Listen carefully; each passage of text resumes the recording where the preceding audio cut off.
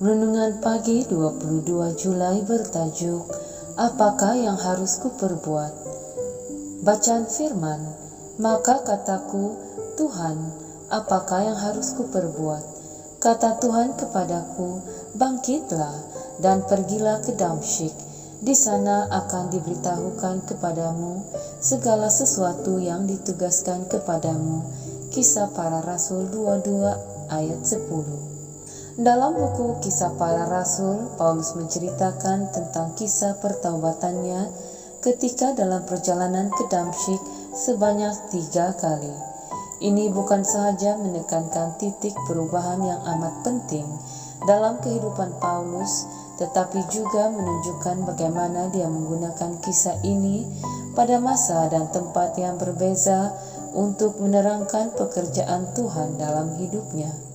Dalam ketiga-tiga cerita, Saulus berkobar-kobar ingin menghentikan jemaah yang baru lahir itu. Dalam cerita pertama, Saulus memberitahu kita yang dia bukan sahaja mau menangkap semua lelaki dalam gerakan di Damsyik, tetapi juga semua perempuan supaya ia menangkap mereka dan membawa mereka ke Yerusalem. Ketika mereka hampir memasuki Damsyik, dia bertemu dengan Yesus dalam suatu penglihatan dan dia jatuh ke tanah daripada kudanya yang tinggi. Orang Farisi yang malang ini pasti sangat terkejut apabila mengetahui dia bukannya melakukan pekerjaan Tuhan. Sebaliknya, dia sebenarnya sedang melakukan pekerjaan iblis.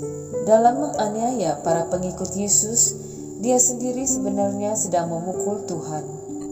Serta-merta Saulus yang sangat angkuh dan ingkar telah berubah menjadi seorang murid yang rendah hati dan dengan bibir yang terketar-ketar bertanya kepada Yesus soalan yang sangat penting yang kita semua pernah tanya pada suatu waktu tertentu. Tuhan, apakah yang harus kuperbuat? Walaupun Yesus tahu apa yang Saulus harus lakukan, namun dia mengarahkannya untuk pergi ke kota. Di sana seorang pemimpin jemaah yang boleh dipercayai akan datang dan memberitahu kepadanya jawaban kepada persoalannya.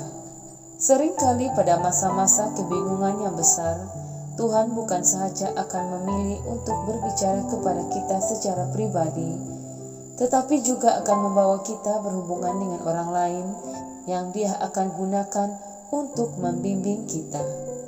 Kita harus bersikap terbuka kepada semua saluran yang digunakan oleh Tuhan untuk berkomunikasi dengan kita jika kita mahu berjalan dengan selamat dalam perjalanan hidup yang dipilih olehnya untuk kita.